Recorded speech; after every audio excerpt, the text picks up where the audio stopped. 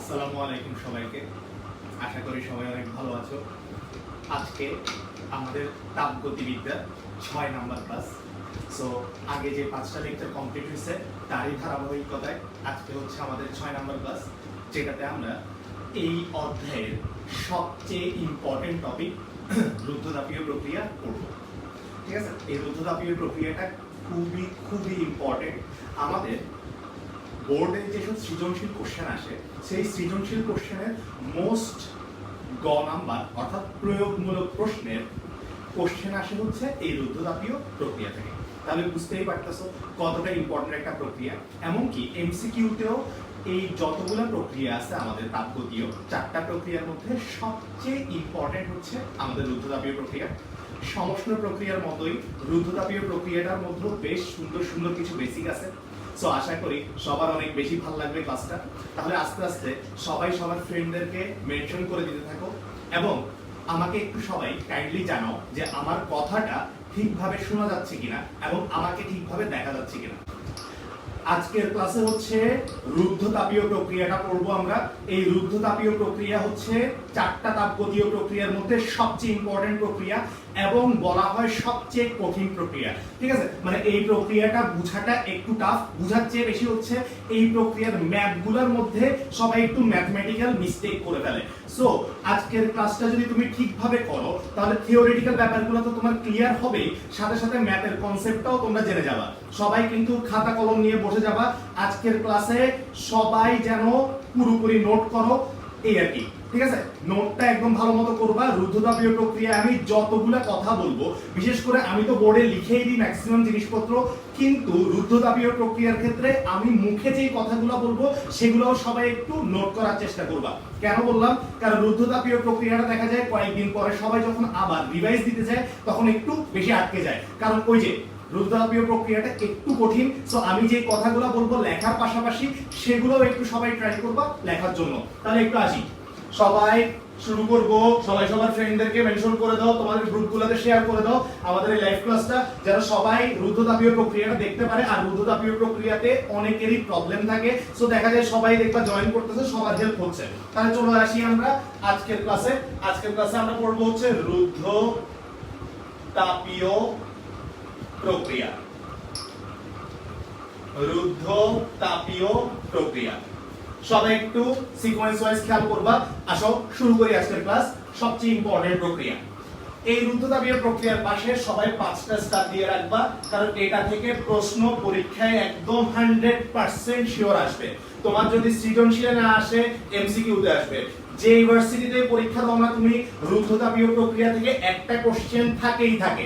So আসি রুদ্ধতাপীয় প্রক্রিয়াটা সবাই একটু সিকোয়েন্স ওয়াইজ খেয়াল করব। প্রথমে আসি রুদ্ধতাপীয় প্রক্রিয়ার এই যে রুদ্ধ ওয়ার্ডটা, রুদ্ধ যে কোনো জিনিস রুদ্ধ করে রাখা। রুদ্ধ মানে হচ্ছে আটকায় রাখা বা বদ্ধ করে রাখা, ঠিক না? রুদ্ধ মানে কি? আটকায় রাখা বা বদ্ধ করে রাখা। বলা হয় রুদ্ধশ্বাস, নীরবতা। তো রুদ্ধশ্বাস মানে কি? শ্বাসটা বন্ধ হয়ে আছে, নীরব সবাই, ঠিক না? সো বদ্ধ বা হচ্ছে আটকে রাখা, আটকে রাখা। তাহলে রুদ্ধতাপীয়, রুদ্ধ মানে হচ্ছে বদ্ধ করা বা আটকে রাখা। আর অন্যদিকে তাপীয়, তাপীয় মানে তো সিম্পল কথা, তাপ বুঝাচ্ছে, তাপ বুঝাচ্ছে। সো রুদ্ধতাপীয় প্রক্রিয়া, এই প্রক্রিয়াটার বাংলা মিনিংটা কি আসতেছে আমাদের জন্য? আমরা তাপটাকে কি করে রাখতেছি? আমরা তাপটাকে বদ্ধ করে রাখতেছি বা তাপটাকে আটকে রাখতেছি। আচ্ছা, তাপটা যদি আমরা আটকে রাখি, আটকে রাখি এর মানে কি? তাপটা বাইরে বের হইতে পারবে না। যেমন মনে করো কোন একটা মুভির নায়িকাকে গুন্ডারা আটকে রাখছে, অর্থাৎ রুদ্ধ করে রাখছে। তাহলে আটকে রাখা মানে নায়িকাও বাইরে যেতে পারতেছে না, নায়কও নায়িকার কাছে ভেতরে ঢুকতে পারতেছে না, পরে মারামারি টারামারি করে ঢুকতেছে। আচ্ছা যাই হোক, ওইটাতে আমরা যাচ্ছি না। তাহলে ব্যাপারটা কি? যখন আটকে রাখতেছো তুমি, তখন তাপটা বাইরেও যেতে পারবে না, বাইরে থেকে তাপটা ভেতরেও আসতে পারবে না, কারণ ভেতরের তাপটা আটকে আছে, ভেতরের তাপটা বদ্ধ হয়ে আছে। অর্থাৎ এই জায়গায় আসলে তাপের আদান প্রদানটা অফ হয়ে যাবে, তাপের আদান প্রদান বন্ধ, বন্ধ হবে। অর্থাৎ রুদ্ধতাপীয় প্রক্রিয়ার মধ্যে তাপটা আটকে রাখবো আমরা, তাপের আদান প্রদানটা কি করে দিব? বন্ধ করে দিব। তাহলে ভেতরে যতটুকু তাপ আছে ওই তাপটা বাইরেও যেতে পারবে না, ফলে কমতেও পারবে না, আবার বাইরে থেকে তাপটা ভেতরেও আসতে পারবে না, ফলে বাড়তেও পারবে না। তার মানে তাপটা বাড়বেও না, কমবেও না, দ্যাট ইজ তাপ, তাপ একই রয়ে যাবে। তাপ কি রয়ে যাবে, একই রয়ে যাবে। অর্থাৎ রুদ্ধতাপীয় প্রক্রিয়ার মেইন বেসিক হচ্ছে ওর তাপটা একই রয়ে যাবে। কেন? কারণ আমরা ওকে আটকায় রাখবো, ফলে বাইরেও যাইতে পারবে না, কমতেও পারবে না, ভেতরেও আসতে পারবে না, কোনো তাপ বাড়তেও পারবে না, তাপটা একই থাকবে। তাপটা একই থাকা এর মানে কি? এর মানে আমরা বুঝতেছি যে তাপের কোনো পরিবর্তন হবে না। ফলে তাপের পরিবর্তন না হওয়ার কারণে ডিকিউ বা তাপের পরিবর্তনের মান কত চলে আসবে আমাদের জন্য? 0। সো রুদ্ধতাপীয় প্রক্রিয়ার মধ্যে তাপের পরিবর্তনের মান কত হয়ে যায়? 0 হয়ে যায়, ডিকিউ 0। তাহলে ক্লসিয়াসের বিবৃতিটার অবস্থা কি হয় সবাই একটু খেয়াল করব।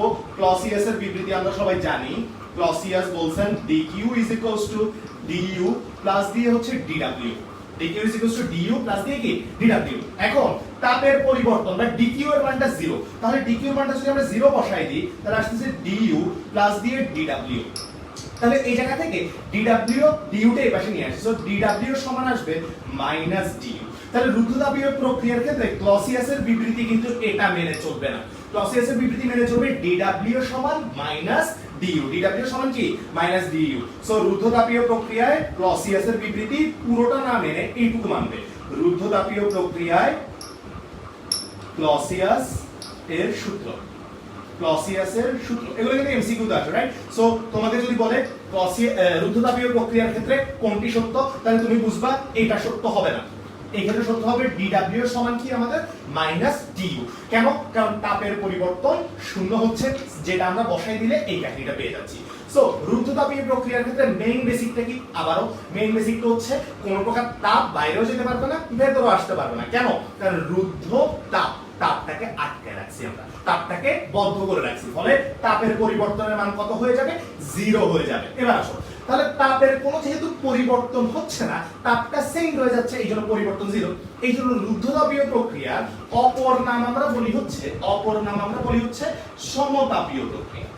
কি প্রক্রিয়া? সমতাপীয় প্রক্রিয়া। রুদ্ধতাপীয় প্রক্রিয়ার অপর নাম হচ্ছে কি প্রক্রিয়া আমাদের জন্য? সমতাপীয় প্রক্রিয়া। অর্থাৎ তাপটা সেম রয়ে যাবে, তাপটা সেম। সো রুদ্ধতাপীয় বা কি সমতাপীয় প্রক্রিয়া। এরপর চলে আসো, আমরা বুঝলাম এতটুকু ক্লসিয়াসের কাহিনী পর্যন্ত, সবাই লিখে ফেলবা।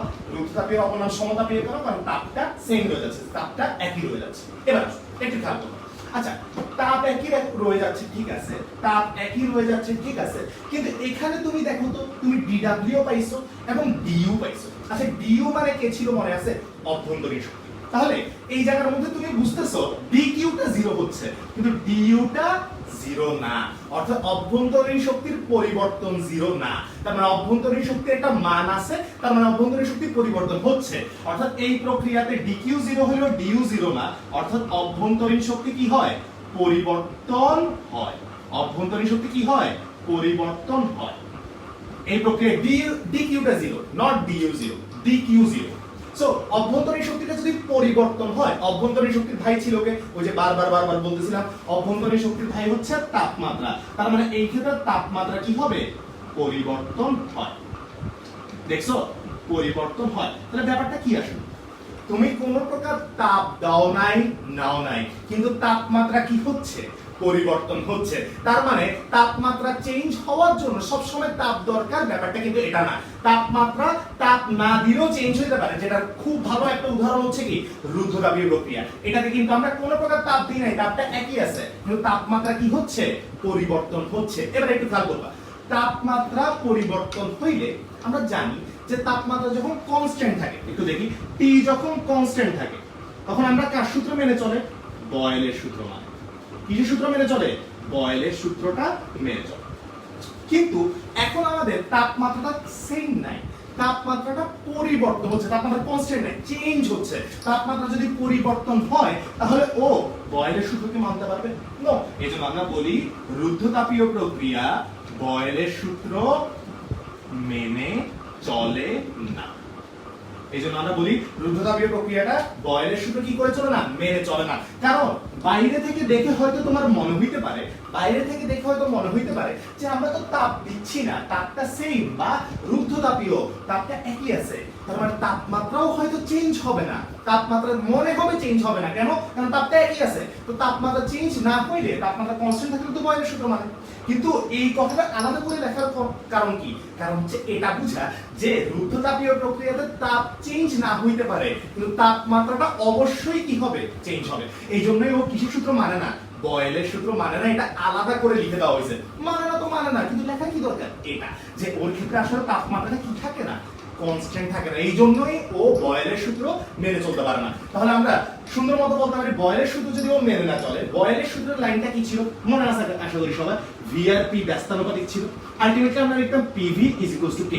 বয়েলের সূত্র কি লিখতাম, ভি পি এর সাথে ব্যস্তানুপাতিক, ফলে পিভি ইকুয়াল টু কে লিখতাম, অর্থাৎ চাপ এবং আয়তনের গুণফল একটা ধ্রুবক রাশি লিখতাম। কিন্তু এখানে বলতেছে বয়েলের সূত্র মেনে চলে না, এই জন্য আমরা লিখবো পি এবং ভি এর গুণফলটা আর ধ্রুবক হবে না, চাপ আর আয়তনের গুণফল আর কি হবে না, ধ্রুবক রাশি হবে না, ফলে PV is not equal to K. চাপ এবং আয়তনের গুণফল ধ্রুবক রাশি হবে না। ধ্রুবক হয় কখন, যখন তাপমাত্রা কনস্ট্যান্ট থাকে, যখন বয়েলের সূত্র মানে। তার মানে এখন চাপ আর আয়তন গুণ করলে ধ্রুবক হবে না, কেন, কারণ ও বয়েলের সূত্র মেনে চলে না। তাহলে রুদ্ধতাপীয় প্রক্রিয়া বয়েলের সূত্র মেনে চলে না, ফলে পিভিটা কে এর সমান হইতে পারে না। এই হচ্ছে আমাদের রুদ্ধতাপীয় প্রক্রিয়ার প্রথম বেসিক, যে ওর ক্ষেত্রে তাপটা একই থাকবে বা ডিকিউ মানটা 0 হবে, এবং এরপর হচ্ছে বয়েলের সূত্রটা কোনো প্রকার মেনে চলবে না। কেন, মনে হয় যে তাপ স্থির থাকলে তাপমাত্রাও স্থির থাকবে, কিন্তু রুদ্ধতাপীয় প্রক্রিয়া আমরা দেখতেছি অভ্যন্তরীণ শক্তিটা চেঞ্জ হচ্ছে, যে ডিউর একটা মান আছে, ফলে অভ্যন্তরীণ শক্তি চেঞ্জ হওয়া মানে ওর ভাই তাপমাত্রাও চেঞ্জ হয়, তাপমাত্রা চেঞ্জ হয় মানে বয়েলের সূত্র মেনে চলে না। তাহলে দেখে মনে হইলেই কিন্তু সেটা ঠিক না। সো রুদ্ধতাপীয় প্রক্রিয়া বয়েলের সূত্র মেনে চলে না, এবং ওর ক্ষেত্রে চাপ এবং আয়তনের গুণফল ধ্রুবক রাশি হবে না, এর কারণে ও ভিন্নভাবে সূত্রগুলো মেনে চলবে। তাহলে ওই টপিকে যাওয়ার আগে সবাই একটু আমাকে কমেন্ট করে জানাও, সমতাপীয়টা একটু বলবো, একটু খেয়াল করবা। সমতাপীয়, রুদ্ধতাপীয় প্রক্রিয়া, তাপটা আটকায় রাখছি, তাপটা যদি আটকায় রাখি তাপের আদান প্রদান বন্ধ, তার মানে ভেতরে যে তাপটা ছিল এটা বাইরে যেতে পারতেছে না, বাইরের তাপটা ভেতরে আসতে পারতেছে না, তাহলে তাপটা ফিক্স আছে, ভেতরের তাপটা সেম। সো তাপ যদি সেম থাকে, এই জিনিস তাপ একই। এখন তাপটা একই, একই আর সম একই কথা না, সম মানে এটা একই বুঝায়। সো তাপ যদি একই থাকে ওটাকে বলবো তাপটা সেম, মানে সমতাপীয় প্রক্রিয়া। তাপটা সেম বা একই মানে সমতাপীয় প্রক্রিয়া। এই হচ্ছে সমতাপীয় প্রক্রিয়ার কারণ, সমতাপীয় প্রক্রিয়ার কারণ। ওকে, অনেকে বুঝছে, দেখি তো বুঝছো কিনা। রুদ্ধতাপীয় মানে এই সমতাপীয়, এবং ওর ক্ষেত্রে ডিকিউ 0 এবং ও বয়েলের সূত্র মানে, এই দুইটা কথাও কিন্তু আমাদের জন্য ইম্পর্টেন্ট। ওকে, ঠিক আছে, ক্লিয়ার সবার। পি ও ভি এর মান ধ্রুবক, এটা বুঝেই নাই আমি, একটু খেয়াল করলাম। আমাদের বয়েলের সূত্র মানে, বয়েলের সূত্র মানে হচ্ছে চাপ এবং আয়তনের গুণফল, অর্থাৎ যতই তুমি ওই সিস্টেমটা বা ওই সিলিন্ডারটা চাপ আর আয়তন চেঞ্জ করো না কেন, ও সব সময় গুণফলটা কনস্ট্যান্ট থাকবে। অর্থাৎ তুমি চাপকে বাড়াইছো তাহলে আয়তন কমে যাবে, ব্যস্তানুপাতিক, আয়তনকে বাড়াইছো চাপ কমে যাবে, অর্থাৎ এরা দুইজন পরস্পরের সাথে রিলেট করে দুইজনের গুণফলটা সর্বদা কি থাকবে, ধ্রুবক। পি আর ভি এর গুণফলটা সবসময় কি থাকবে, ধ্রুবক। কিন্তু এগো বয়েলের সূত্র মানে না, কেন মানে না, কারণ ওর ক্ষেত্রে তাপমাত্রা চেঞ্জ হচ্ছে। সো ও যেহেতু বয়েলের সূত্র মানে না, বা ওর ক্ষেত্রে তাপমাত্রা যেহেতু চেঞ্জ হচ্ছে, তাহলে চাপ আর আয়তনের গুণফল যদি এবার তুমি করো, এবার কি ওরা কোনো কনস্ট্যান্ট হবে, অলওয়েজ অলওয়েজ কনস্ট্যান্ট হবে না, তুমি চেঞ্জ করে দেখো একটু ভিন্নভাবে চেঞ্জ হচ্ছে, ফলে চাপ আর আয়তনের গুণফল এখন আর ওই বয়েলের সূত্রের মতো কনস্ট্যান্ট হয় না, কারণ ও তো মানে না বয়েলের সূত্র। যদি মানতো তাহলে ইকুয়াল হইতো, যেহেতু মানে না, নট ইকুয়াল। দেখি তো বুঝতে পারছি কিনা, বলবা একটু।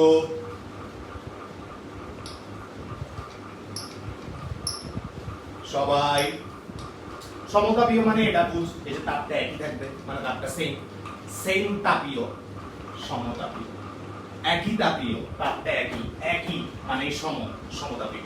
রুদ্ধতাপীয় মানে সমতাপীয়। ওকে, সবাই কিন্তু সবার ফ্রেন্ডদেরকে মেনশন করে দিবে গ্রুপগুলোতে, তাড়াতাড়ি শেয়ার করে দাও। আমরা কিন্তু আস্তে আস্তে মেইন টপিকে ঢুকতেছি। এই যে এবার আমরা এটাকে নিয়ে একটু কাজ করব, দ্যাট ইজ হচ্ছে চাপ এবং আয়তনের গুণফল যে কনস্ট্যান্ট হচ্ছে না, এটা নিয়ে একটু কাজ করব। সো সবাই একটু চলে আসি, মুছে দিচ্ছি আমি। আমরা চলে আসছি রুদ্ধতাপীয় প্রক্রিয়ার ডিটেইলসে। ওকে, চলে আসো সবাই একটু আসি। তাহলে আমরা কি বললাম, রুদ্ধতাপীয় প্রক্রিয়াতে তাপ একই, এই প্রক্রিয়াটাতে তাপ একই থাকে, তাপটা কোনো প্রকার চেঞ্জ হয় না, এই জন্য ওর আরেক নাম দিছিলাম সমতাপীয়।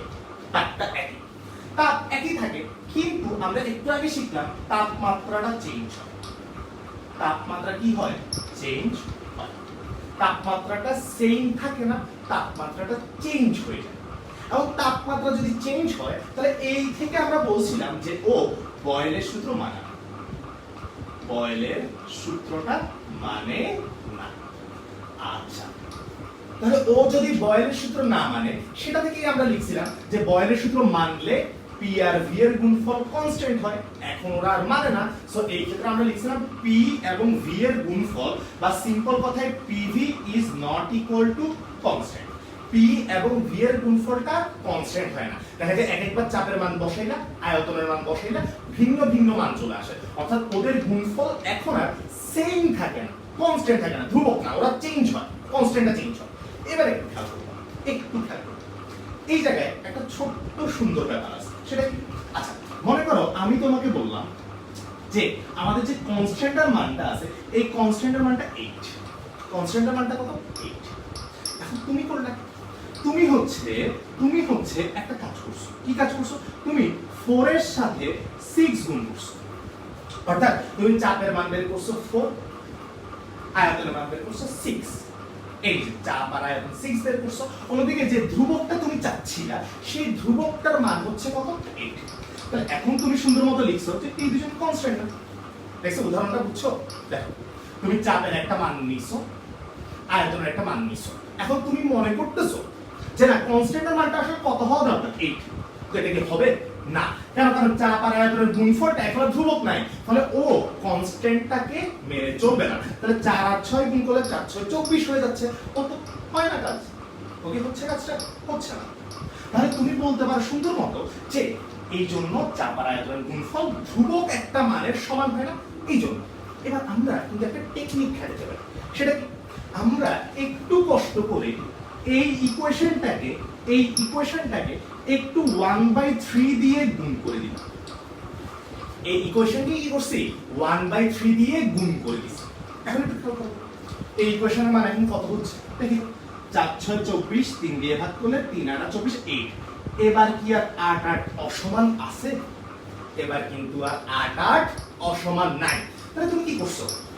এই যে মানটা ছিল পি এবং ভি এর গুণফলটা ছিল, এটা ধ্রুবক ছিল না।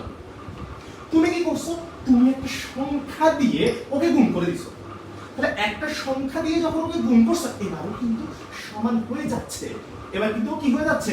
এই ধ্রুবকটার মানের সমান হয়ে যাচ্ছে। তাহলে এই সমীকরণটা দুই পক্ষ সমান ছিল না। সমান করার জন্য আমি একটা সংখ্যা দিয়ে ওকে গুণ করছি। এই যে সংখ্যা দিয়ে আমরা গুণ করে ওরা সমান ছিল না, সমান বানাইছি, অর্থাৎ সমীকরণটাকে সংশোধন করছি বা ত্রুটি মুক্ত করছি। সেই ধ্রুবকটাকে বলা হয় সংশোধন ধ্রুবক। সংশোধন ধ্রুবক। এটা তোমরা কেমিস্ট্রির সেকেন্ড পেপারের ফার্স্ট চ্যাপ্টার পরিবেশ রসায়নের মধ্যে পড়বা। ঠিক আছে? এরকম একটা সংশোধন ধ্রুবক আছে জেড। ঠিক আছে? এখন থেকে একটু করে জানা রাখলাম যে জেড একটা জিনিস আছে। তাহলে একটু খেয়াল করো তো, আবার একটু বলি। আমি চাপ এবং আয়তনের দুইটা মান নিছি এবং আমি জানতাম আমার ধ্রুবকের মানটা কত? 8। এখন আমি 4 আর 6 যখন গুণ করতেছিলাম, এটা 8 এর সমান হচ্ছিল না। এখন আমি সমান বানানোর জন্য এর সাথে একটা 1/3 গুণ করছি। গুণ করার কারণে এখন কি হয়েছে দেখো তো, গুণ করার কারণে কিন্তু এই পক্ষ এবং এই পক্ষ, বাম এবং ডান পক্ষ সমান হয়ে গেছে। এখন এই যে এই জিনিস দিয়ে আমি গুণ করছি, তাকে বলছি আমরা কি ধ্রুবক? সংশোধন ধ্রুবক। কারণ এ এই ইকুয়েশনটাকে কি করছে? সংশোধন করছে। সো এই দুই পক্ষ এখন সমান হয়ে গেছে। এই যে সংশোধন ধ্রুবক দিয়ে আমরা গুণ করার কারণে দুই পাশ কিন্তু কি হয়ে যাচ্ছে? সমান হয়ে যাচ্ছে। দুই পাশ কি হয়ে যাচ্ছে? সমান হয়ে যাচ্ছে।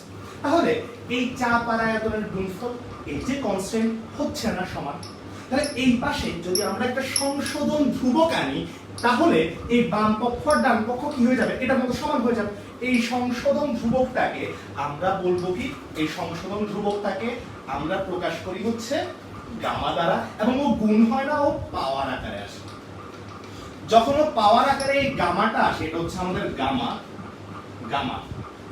তাহলে এই যে গামাটা আসলো, তখন দেখা যায় এই পি এবং ভি এরা দুজন কনস্ট্যান্ট না হইলেও পি এবং V to the power gamma এটা আবার কনস্ট্যান্ট হয়ে যায়। পি আর V to the power gamma আবার কি হয়ে যায় কনস্ট্যান্ট। তাহলে প্রক্রিয়াটা কি করছি আমরা, এটা থেকে একটা শিক্ষা নিছি আমরা যে দুইটা মান গুণ করার পর এরপর একটা কনস্ট্যান্ট নাও আসতে পারে। আনার জন্য কাকে আনতে হবে, একটা সংশোধন ধ্রুবককে আনতে হবে, যে এই ইকুয়েশনটাকে সংশোধন করে দুই পাশটাকে কি বানায় ফেলবে, সমান বানায় ফেলবে। ওই সংশোধন ধ্রুবকটাকে আমরা বলতেছি এই গামা, যাকে নিয়ে আমরা কিন্তু বেশ পড়াশোনা করব পরে। পরে এটার পরিচয় জানবো, আরো ডিটেইলস এর পরিচয় আছে, ঠিক আছে। ও একটা ধ্রুবক রাশি, এটা জানো তুমি, কারণ ওই যে বলতেছিলাম আমরা একটা সংশোধন ধ্রুবক, একটা কনস্ট্যান্ট আছে, এই কিন্তু একটা ধ্রুবক রাশি। তাহলে এর মানগুলো শিখবো আমরা একটু পরেই, কিন্তু এর পরিচয়টা একটু বিশাল, ঠিক আছে। ওর পরিচয়টা একটু বিশাল, যেটা আমরা আরেকটু পরে জানবো, ঠিক আছে, আরেকটু পরে জানবো। তাহলে তুমি আবার আগে বুঝো যে এই PV = K, এই পক্ষটাকে সমান বানানোর জন্য একটা ধ্রুবক নিয়ে আসছি, যার কারণে দুই পক্ষ পরস্পর কি হয়ে গেছে, সমান। যখনই দুই পক্ষ সমান হয়েছে, এই জন্য এই সূত্রটাকে আমরা বলে ফেলি রুদ্ধতাপীয় প্রক্রিয়ার একটা সূত্র, রুদ্ধতাপীয় প্রক্রিয়ার সূত্র। অর্থাৎ ওর ক্ষেত্রে PV = K না হইলেও, PV = K না হইলেও PV to the power gamma কি K সমান। ওর ক্ষেত্রে PV = K না হইলেও ওর ক্ষেত্রে PV to the power gamma = কি K। কেন, ওই গামাটা এই পুরো ইকুয়েশনটাকে সংশোধন করছে। দেখি তো এই সংশোধনের কাহিনীটা বুঝছি কিনা সবাই। গামাটা একটা সংশোধন ধ্রুবক, যেটা দিয়ে আমরা ইকুয়েশনটাকে সংশোধন করছি। ফলে এই PV = গামাকে আমরা আরেকটু চেঞ্জ করলে এটার আরেকটা সূত্র আছে, যেগুলো আমরা সব প্রুফ করে দেখাবো তোমাকে আস্তে আস্তে। যে এই সূত্রটা হচ্ছে PV to the power gamma -1, এটা = কনস্ট্যান্ট। আরেকটা সূত্র আছে, সেটা হচ্ছে TP to the power 1 - gamma by gamma = constant. এই যে PV to the power gamma, এটাকে আমরা একটু চেঞ্জ করে এই সূত্রটা আসবে TV to the power gamma -1 সমান কনস্ট্যান্ট। এরপর এই সূত্রটাকে অন্যভাবে একটু চেঞ্জ করলে এটা আসবে TP to the power 1 - gamma by gamma সমান কনস্ট্যান্ট। তাহলে রুদ্ধতাপীয় প্রক্রিয়াতে ও এই সূত্র না মানলেও এই তিনটা সূত্র মেনে চলে, যেটা হচ্ছে একটা PV to the power gamma সমান কনস্ট্যান্ট, আরেকটা সূত্র হচ্ছে TV to the power gamma -1 সমান কনস্ট্যান্ট, আরেকটা হচ্ছে TP to the power 1 - gamma by gamma সমান কনস্ট্যান্ট। এই তিনটা সূত্রই হচ্ছে রুদ্ধতাপীয় প্রক্রিয়ার সূত্র, যেগুলো সবগুলোর প্রুফ তুমি জানবা। কিন্তু এখন আপাতত তুমি সূত্রটা শিখো এটা, যে গামা একটা সংশোধন ধ্রুবক, যেটা এই ইকুয়েশনগুলোকে সংশোধন করার জন্য ইউজ করা হয়েছে, এবং এই জিনিসটা এরপর আস্তে আস্তে এভাবে আসছে। তাহলে কি আসলাম, PV to the power gamma constant, TV to the power gamma -1, TP to the power 1 - gamma by gamma. এই সূত্রগুলো সবাই অনেক বেশি ভুলে যায়, এই জন্য তুমি মাথায় রাখবে এভাবে PV TV TP, PV TV TP। পাওয়ারগুলো একটু মনে রাখবা, গামা প্রথমে, তারপর গামা -1, তারপর 1 - গামা বাই গামা, এভাবে মনে রাখবা, ঠিক আছে। PV TV TP এভাবে একটু মনে রাখার টেকনিক, ঠিক আছে। আমরা এই সূত্রগুলো প্রুফ করে দেখাবো তোমাকে। এখন আপাতত তুমি আমাকে বিশ্বাস করো, আমি জানি সবাই আমাকে বিশ্বাস করো যে না আমি ঠিক পড়াচ্ছি। সো এটাই আপাতত একটু জানো, আমরা সবগুলো সূত্র তোমাকে প্রুফ করে দিব, কিভাবে আসছে সব জানবা। আপাতত এভাবে জানো, PV to the power gamma সমান constant, TV to the power gamma -1 সমান constant, TP to the power 1 - gamma by gamma সমান কনস্ট্যান্ট। কেন এতবার বলতেছি, কারণ এই সূত্রগুলো সবাই ভুলে যায়। সো একটু ভালো মতো মাথার মধ্যে স্ক্যান করে রাখো, PV TV TP, পাওয়ার গুলো একটু মাথায় ঢুকে রাখো, শেষ। ওকে, এবার একটু আসি আমরা, তারপরে আসবো এই সূত্রগুলোকে আমরা একটু কাজ করি, একটু সামনের দিকে আগাবো। সো সবাই একটু খেয়াল করবা। গামার পরিচয়টাও আমরা জানবো এখনই, যে গামাটা আসলে কত মান, ওটা একটা ধ্রুবক, তাহলে ওর একটা মান থাকবে, ওর মানটা কত সেটাই আমরা এখন জানবো। সো আসো একটু খেয়াল করবো সব। আচ্ছা, আমরা একটা জিনিস আগে শিখি। তোমরা সবাই জানো PV = কনস্ট্যান্ট, এটা কার সূত্র? এটা কিন্তু বয়েলের সূত্র। বয়েলের সূত্রে চাপ এবং আয়তনকে গুণ করলে সেটা একটা ধ্রুবক রাশি। আচ্ছা, এই সূত্রটা আমরা ম্যাথ করার সময় কি এভাবে ইউজ করতাম? না, ম্যাথ করার সময় আমরা ইউজ করতাম কেমনে? P1 V1 = P2 V2 আমি ইউজ করতাম। PV = কনস্ট্যান্ট ইউজ না করে আমরা কিভাবে ইউজ করতাম? P1 V1 = P2 V2, কারণ যে কোনো দুইটা চাপের গুণফল সমান হবে, কারণ সব সময় দুইটা গুণফল পরস্পর সমান। তাহলে এখন আমরা একটু আগে জানছি PV to the power gamma, এটা একটা কনস্ট্যান্ট। তাহলে এই সূত্রটা দিয়ে যখন আমরা ম্যাথ করব, তখন এই সূত্রটা কিভাবে লিখবো? আমরা এভাবে লিখবো, P1 V1 to the power gamma is equals to P2 V2 to the power gamma। যখন আমরা ম্যাপ করব এই যে P আর V এর উপরে গামা কনস্ট্যান্ট, তাহলে চাপ আর আয়তন চেঞ্জ হয়ে টু দি পাওয়ার গামা এটা একটা কনস্ট্যান্ট হবে, P2 V2 to the power gamma এটাও কনস্ট্যান্ট হবে, তাহলে দুইটার মান পরস্পর কি হবে সমান। সেম ভাবে আমাদের এর পরের সূত্র ছিল হচ্ছে PV to the power gamma minus 1 সমান কনস্ট্যান্ট। তাহলে এই সূত্রের প্রকৃতি কি হবে? এই সূত্রের প্রকৃতি হয়ে যাবে T আর V, so T1 V1 to the power gamma minus 1 equal to হয়ে যাবে T2 V2 to the power gamma minus 1। তারপরে আমরা পাইছিলাম হচ্ছে TP to the power 1 minus gamma by gamma is equals to constant. এই যে TP 1 minus gamma by gamma সমান constant. এই মানটা কত হয়ে যাবে? এই যে T আর P, so T1 P1 1 minus gamma by gamma equal to হয়ে যাবে T2 P2 1 minus gamma by gamma. অর্থাৎ আমরা ম্যাপ করার সময় সূত্রগুলো এভাবে ইউজ করব। এটা হচ্ছে কি ম্যাপ করার জন্য রুদ্ধতাপীয় প্রক্রিয়ার সূত্র। ম্যাপের জন্য রুদ্ধতাপীয় প্রক্রিয়ার সূত্র, রুদ্ধতাপীয় প্রক্রিয়ার সূত্র ম্যাপ করব এই সূত্রগুলো দিয়ে। কেন? ওই যে এগুলো তো দিয়ে তো আমরা ম্যাপ করতে পারবো না, সো ম্যাপ করব এই সূত্রগুলো দিয়ে। অর্থাৎ P1 মানে আগের চাপ, V1 মানে আগের আয়তন, P2 মানে পরের চাপ, V2 মানে পরের আয়তন, আর গামা তো কনস্ট্যান্ট, শিখবো গামার মান। T1 মানে আগের তাপমাত্রা, V1 মানে আগের আয়তন, T2 মানে পরের তাপমাত্রা, V2 মানে পরের আয়তন, T1 মানে আগের তাপমাত্রা, P1 মানে আগের চাপ, T2 মানে পরের তাপমাত্রা, P2 মানে পরের চাপ, আর গামা মানে আমাদের ওই সংশোধন ধ্রুবকটা, যে ধ্রুবকটার মান এখনই আমরা জানবো। ওকে, তাহলে চলে আসো গামা মানটা জানি, সবাই স্ক্রিনশট নিয়ে ফেলো বা লিখে ফেলো, আসি মুছতেছি। তাহলে এটা থেকে দেখে কিন্তু আমরা এই ব্যাপারগুলো লিখছি, সো আশা করি সবাই বুঝতেছো। আসো গামায়ের মান, গামায়ের মানটা আমরা একটু শিখবো। আজকের ক্লাসটা একটু বড় হয়ে যাবে, সো সবাই একটু মনোযোগ দিয়ে খেয়াল করবা যেন আমরা দ্রুত পড়ায় ফেলতে পারি। আসি তাহলে গামায়ের মান, গামায়ের মান আপাতত যারা একটু জেনে রাখতে চাচ্ছ যে গামাটা কি আসলে, এই গামাটা আসলে দুইটা মোলার আপেক্ষিক তাপের অনুপাত। কিসের? আপেক্ষিক তাপের। মোলার আপেক্ষিক তাপ, একটা হচ্ছে স্থির চাপে মোলার আপেক্ষিক তাপ, আর একটা হচ্ছে স্থির আয়তনে মোলার আপেক্ষিক তাপ। এই দুইটা সিপি এবং সিপি, এই দুইটার অনুপাতকে আমরা বলি একটা কনস্ট্যান্ট, কারণ এও একটা কনস্ট্যান্ট আপেক্ষিক তাপ, এও একটা কনস্ট্যান্ট, এটাও একটা আপেক্ষিক তাপ। এই দুইটার অনুপাতকে বলি আমরা গামা। এটা আপাতত তুমি জেনে রাখো, জাস্ট একটু জেনে রাখার জন্য, কারণ আমরা এদেরকে আলাদা করে না শিখলে একে চিনতে পারবো না, সো ওদেরকে আমরা কিন্তু আলাদা করে শিখবো। ঠিক আছে? তো আসলে গামায়ের মানটা তিনটা হয়। প্রথম মানটা হবে এক পারমাণবিক গ্যাসের জন্য। কয় পারমাণবিক গ্যাসের জন্য? এক পারমাণবিক গ্যাসের জন্য। এক পারমাণবিক গ্যাসের ক্ষেত্রে গামায়ের মানটা হয় 1.67। এক পারমাণবিক গ্যাস মানে কি?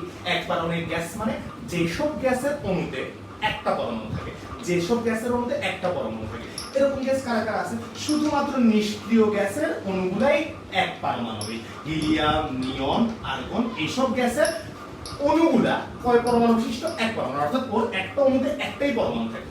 এরপর চলে আসি এক পারমাণবিক গ্যাসের পর হচ্ছে দ্বিপারমাণবিক গ্যাসের জন্য। দুই পারমাণবিক বা দ্বিপারমাণবিক গ্যাসের ক্ষেত্রে, দ্বিপারমাণবিক গ্যাসের ক্ষেত্রে, দ্বিপারমাণবিক গ্যাসের ক্ষেত্রে, দুই পারমাণবিক গ্যাসের ক্ষেত্রে গামার মানটা হয় 1.4। এখন দুই পারমাণবিক গ্যাস মানে কি? যেসব গ্যাসের মধ্যে দুইটা পরমাণু থাকে, কাদের গ্যাসের মধ্যে দুইটা পরমাণু থাকে? যেমন হাইড্রোজেন, অক্সিজেন, নাইট্রোজেন। যেমন আমাদের বায়ুতে যেসব গ্যাসগুলো সবচেয়ে বেশি থাকে ওরা, যেমন আমার আশপাশে নাইট্রোজেন সবচেয়ে বেশি, সবাই জানো 78.something%, তারপর অক্সিজেন প্রায় 20.94 বা 21%-এর মতো, হাইড্রোজেন তো মোটামুটি থাকে। এই দুটাই কিন্তু আমাদের বায়ুমণ্ডল মেইনলি গঠন করে। সো বায়ুমণ্ডলের গ্যাসগুলো মেইনলি কয় পারমাণবিক গ্যাস? দ্বিপারমাণবিক গ্যাস। তারপর চলে আসি তিন পারমাণবিক বা বহু পারমাণবিক গ্যাসের জন্য। তিন পারমাণবিক বা বলা হয় বহু পারমাণবিক, অর্থাৎ তিন বা তার বেশি পারমাণবিক। তিন বা তার বেশি পারমাণবিক, দ্যাট ইজ বহু পারমাণবিক গ্যাসের ক্ষেত্রে গামা এর মানটা হয় 1.33। অর্থাৎ যে সকল গ্যাসের পরমাণুর মধ্যে অণু 3 বা তার বেশি, ওদের ক্ষেত্রে গামার মান কত হবে 1.3। এরকম কে কে আছে তুমি নিজেই চিনো, মনে করো ওজোন আছে, অ্যামোনিয়া গ্যাস আছে, মিথেন গ্যাস আছে। এই সকল গ্যাসের অণুর মধ্যে দেখো এর মধ্যে 3টা পরমাণু, এর মধ্যে 4টা পরমাণু, এর মধ্যে 5টা পরমাণু। সো এরা সবাই 3 বা তার বেশি। সো গামা এর মান কিন্তু 3 রকম হয়। একটা হচ্ছে 1.67 এক পারমাণবিক গ্যাস, 1.4 দুই পারমাণবিক গ্যাস, বহু বা 3 1.33। এখন একটু খেয়াল করো, এই যে দুই পারমাণবিক গ্যাসের ক্ষেত্রে গামার মান 1.4 বললাম, আবার বললাম যে আমাদের বায়ুমণ্ডলের যে মেইন দুইটা গ্যাস অক্সিজেন এবং নাইট্রোজেন, ওদের ক্ষেত্রে গামার মান 1.4 বা ওরা দ্বিপারমাণবিক। সো আমরা যদি কখনো কোনো প্রশ্নের মধ্যে গামা এর মানটা আমাকে দিয়ে না দেয় অথবা বলে না দেয় কয় পারমাণবিক গ্যাস, তাহলে আমরা সবসময় গামা এর মানটা 1.4 বসাই। কারণ আমরা ধরে নিই যে আমাকে কোনো গ্যাসের উল্লেখ করে না দেওয়া বা গামা এর মান দিয়ে না দেওয়া মানে আমরা আমাদের আশপাশে যেসব গ্যাস আছে ওদের উপরই পরীক্ষাটা চালাচ্ছি। আবার বলি, আমাকে কখনো প্রশ্নের মধ্যে গামা এর মান দিয়ে দেয় নাই অথবা বলে দেয় নাই কয় পারমাণবিক গ্যাস নিয়ে আমরা কাজটা করতেছি, তাহলে আমাকে কিন্তু শিওর করে দেয় গামার মান কত হবে।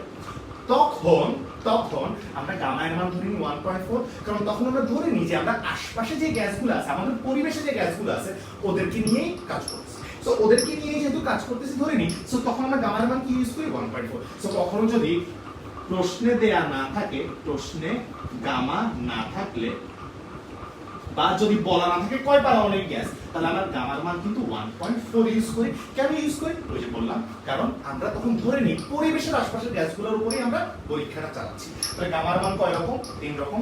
1.67 এক পারমাণবিকের জন্য, 1.4 দুই পারমাণবিকের জন্য বা প্রশ্নে কোনো উল্লেখ না থাকলে, আর গামার মান 1.33 কি 3 বা বহু পারমাণবিকের জন্য। দেখি তো, তাহলে এই গেল আমাদের গামার মানগুলো। একটু ভালো করে আলাদা করে বক্স করে নোট করে রাখবা, আমরা পরে গামার ভালোমতো পরিচয় জানবো। আপাতত এটা ওকে। আসো সবাই, গামার মানটা মোটামুটি আমরা জানলাম। তাহলে রুদ্ধতাপীয় প্রক্রিয়ার যে সূত্রগুলো আছে ওগুলো কিন্তু একটু ভালো করে খেয়াল রাখতে হবে। রুদ্ধতাপীয় প্রক্রিয়ার মেইন বেসিক কথা আমরা কি বলছিলাম, আশা করি বুঝছো সবাই, যে রুদ্ধতাপীয় প্রক্রিয়ায় আমাদের তাপটা স্থির থাকে, এজন্য ডিকিউ এর মান 0 হয়, কিন্তু তাপমাত্রা স্থির থাকে না, ফলে বয়েলের সূত্রটা মানে না, পিভি ইকুয়াল টু কে মানে না, একটু চেঞ্জ করে মানে। কার মাধ্যমে চেঞ্জ করছিলাম? এই গামার মাধ্যমে চেঞ্জ করছিলাম। সো চলে আসি রুদ্ধতাপীয় প্রক্রিয়ার আমরা মেইন বেসিক বা ওর যে সূত্রগুলো আছে সেগুলো আমরা জানছি। এখন আমরা জানবো যে কিভাবে আমরা একটা রুদ্ধতাপীয় প্রক্রিয়া বানাবো। ওই যে আগের ক্লাসের মতো সমস্ত প্রক্রিয়ার ক্রিয়া কৌশল, সেম ভাবে আমরা শিখবো এখন রুদ্ধতাপীয় প্রক্রিয়ার ক্রিয়া কৌশল। কিভাবে আমরা রুদ্ধতাপীয় প্রক্রিয়াটা বানাবো, রুদ্ধতাপীয় প্রক্রিয়াটা কিভাবে বানাবো আমরা। তাহলে আসো প্রথমে বেসিক কথা, যে রুদ্ধতাপীয় মানে আমাকে কি করতে হবে, আমাকে তাপটা স্থির রাখতে হবে বা তাপ কোনো চেঞ্জ হতে পারবে না, যার কারণে ডিকিউ এর মান কত হয়ে যাবে 0। কোনো প্রকার তাপ আসতেও পারবে না, কোনো প্রকার তাপ যাইতেও পারবে না। দ্যাট ইজ, এরকম কাহিনী কি আছে, তুমি মনে করো দেখো তোমার বাসার মধ্যে ফ্লাস্কের মধ্যে তুমি যখন একটা গরম পানি ঢুকাও, ফ্লাস্কটা যদি অনেক বেশি ভালো হয় তাহলে তাপটা কিন্তু কি হয় না, খুব কম বের হয়। তাহলে ওইটা অলমোস্ট মানে তাপ স্থিরের মতো। তাহলে আমরা এরকম রুদ্ধতাপীয় প্রক্রিয়াটা যখন বানাইতে চাইবো, তখন আসলে আমরা যেই সিলিন্ডার বা যেই সিস্টেমটা ইউজ করব, সেই সিস্টেমের চারপাশে আমরা আসলে অন্তরক পদার্থ দিয়ে আবৃত করে রেখে দিব। কি পদার্থ দিয়ে আবৃত করে রেখে দিব? অন্তরক পদার্থ দিয়ে আবৃত করে রেখে দিব। কেন আবৃত করে রাখবো? কারণ অন্তরক পদার্থ দিয়ে যদি আবৃত করা না হয় তাহলে তাপটা ভেতরে ঢুকে যাবে, অথবা তাপটা বাইরে থেকে ভেতরে চলে আসবে, অর্থাৎ তাপটা বাইরে চলে যাবে অথবা ভেতর থেকে চলে আসবে। এখন অন্তরক দিয়ে আবৃত করে দিছি, তাহলে তাপকে আদান প্রদান হতে পারছে না। সো এই কথাটা আমরা মোটামুটি মেনে ফেলছি যে তাপ স্থির রাখতে হলে আশপাশে একটা অন্তরক পদার্থ দিয়ে আবৃত করে রাখতে হবে। এরপরে তো প্রক্রিয়া শেষ না, এটাই শেষ, কারণ তাপগতীয় প্রক্রিয়া মানে কোনো না কোনো জিনিস পরিবর্তন হবে। কিভাবে পরিবর্তন হবে সেটাই আমরা শিখবো। আসো, আমরা কিন্তু ডিকিউ 0 হওয়ার কারণে আমাদের ওই যে ডিকিউ 0 হওয়ার কারণে DQ equal to DU plus DW যেটা ছিল, এই ডিকিউটা হয়ে গিয়েছিল 0, ফলে ইকুয়াল টু হয়ে গিয়েছিল ডিইউ প্লাস ডিডব্লিউ, ফলে আলটিমেটলি ডিডব্লিউ সমান হয়ে গিয়েছিল মাইনাস ডিইউ। ঠিক আছে? এই dw সমান হয়ে গেছিল মাইনাস du, du টা এই পাশে চলে আসছে মাইনাস du, dw এটাকে আমরা লিখতে পারি সুন্দর মতো কি pdv সমান মাইনাস du। এবার আমরা একটু সূত্রের ভেতর থেকে প্রক্রিয়াটা একটু বোঝার চেষ্টা করব। খেয়াল করো সবাই, dw মানে pdv, সো আশা করি বুঝছো। এবার আসো সবাই খেয়াল করো, dv মানে হচ্ছে আয়তনের পরিবর্তন। dv মানে কি? আয়তনের পরিবর্তন। সো dv মানে আয়তনের পরিবর্তন যদি পজিটিভ হয়, dv মানে আয়তনের পরিবর্তন যদি পজিটিভ হয়, তখন du এর মানটা কি হয়ে যাবে? দেখো তো আগে একটা মাইনাস আছে, সো এই মানটা প্লাস মানে মাইনাসটা এই পাশে আসলে du এর মানটা কি হয়ে যাবে? তখন নেগেটিভ। dv যদি পজিটিভ হয় তাহলে এই পাশে একটা মাইনাস আছে, du এর মানটা কি হয়ে যাবে আমাদের জন্য? নেগেটিভ হয়ে যাবে। তাহলে dv পজিটিভ এটা মানে আমরা কি বুঝি? dv পজিটিভ এটা মানে আমরা বুঝি প্রসারণ। অর্থাৎ আমাদের আয়তনটা বাড়ছে, dv পজিটিভ মানে আয়তন বাড়ছে, সো প্রসারণ। যখন প্রসারণ হচ্ছে du নেগেটিভ, du মানে অভ্যন্তরীণ শক্তির ভাগ হচ্ছে তাপমাত্রা, দ্যাট ইজ du নেগেটিভ মানে অভ্যন্তরীণ শক্তি হ্রাস পাবে। অভ্যন্তরীণ শক্তি হ্রাস পাবে মানে তাপমাত্রা হ্রাস পাবে। তাহলে প্রসারণ যখন করব তখন আসলে তাপমাত্রা বলতে চাচ্ছে ওরা হ্রাস পাবে। সেম ভাবে আমরা যদি dv এর মানটা নেগেটিভ বসাই,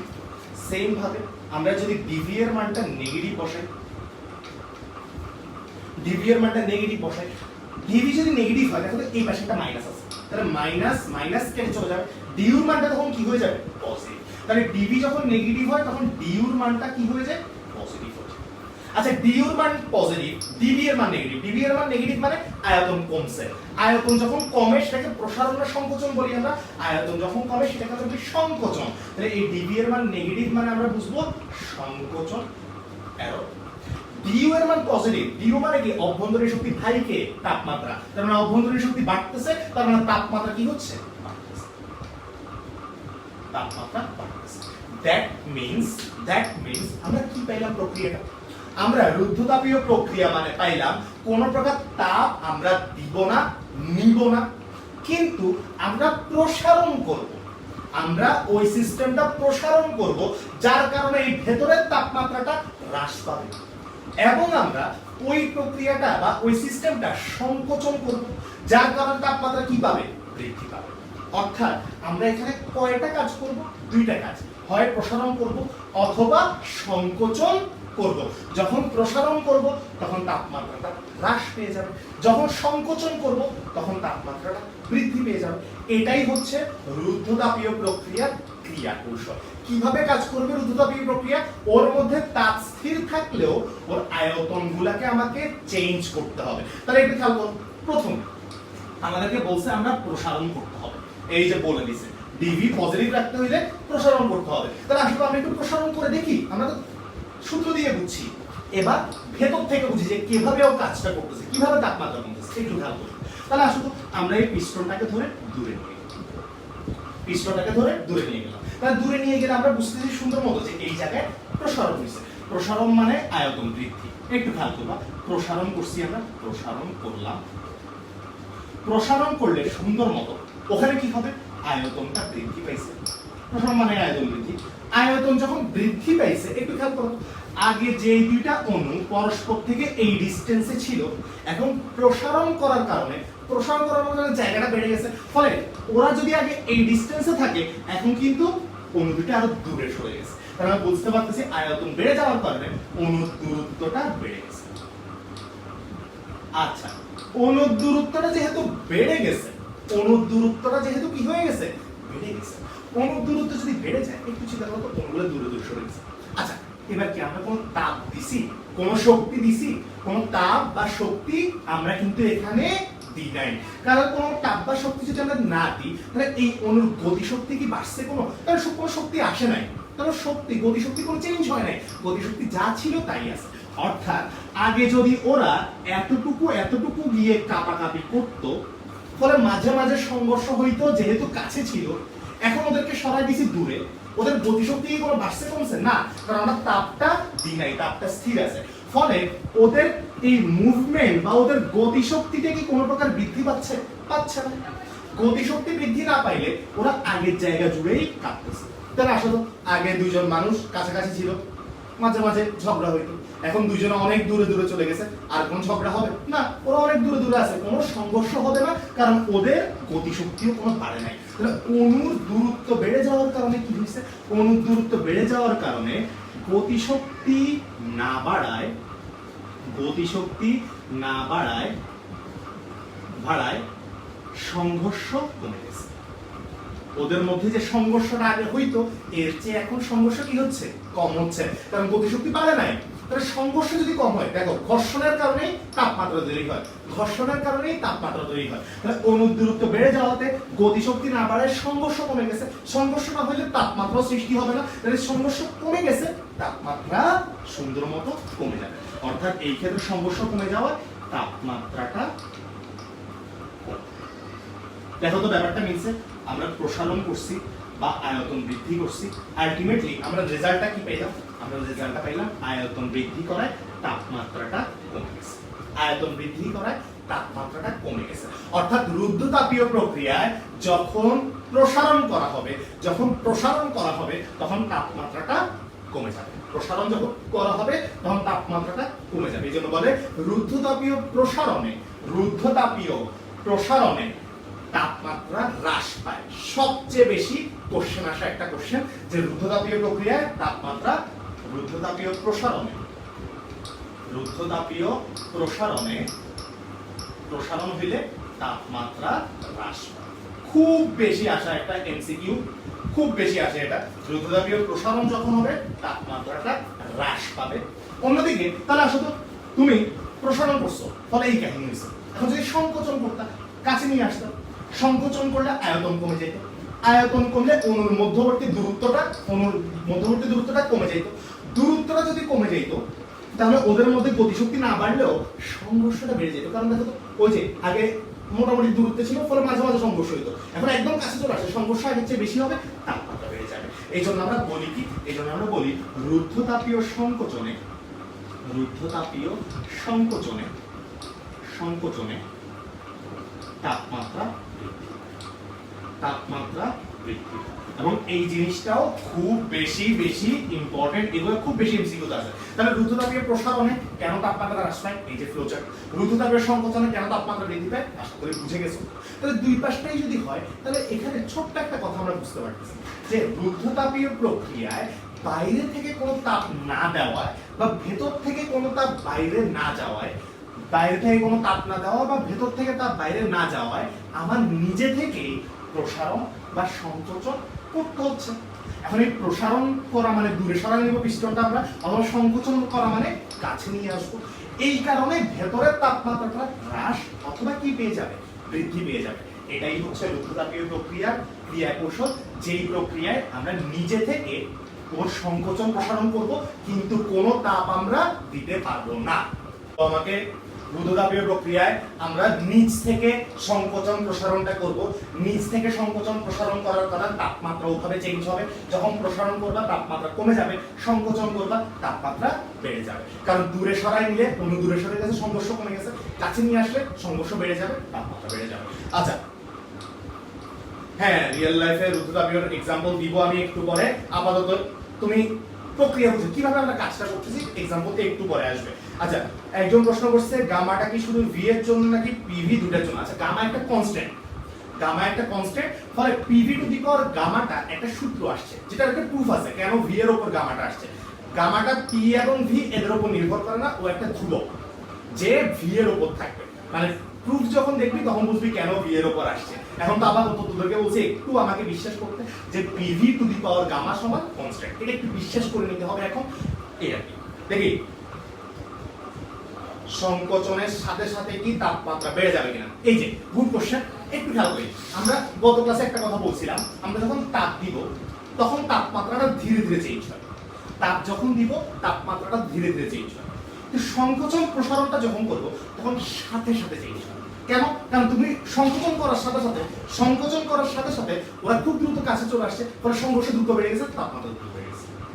তো তাপ দেওয়ার কারণে আস্তে আস্তে শক্তিটা অ্যাবজর্ব হয়, আস্তে আস্তে শক্তিটা যখন অ্যাবজর্ব হয় তখন আস্তে আস্তে তাপমাত্রা চেঞ্জ হয়। এজন্য তাপ দিলে ধীরে তাপমাত্রা চেঞ্জ হয়, কিন্তু সংকোচন প্রসারণ করলে দ্রুত চেঞ্জ হয়। দেখি তো আর কারো কোনো কোশ্চেন আছে কিনা? এই যে রুদ্ধতাপীয় কি ধীর না দ্রুত, এটা আমরা এখন দেখবো।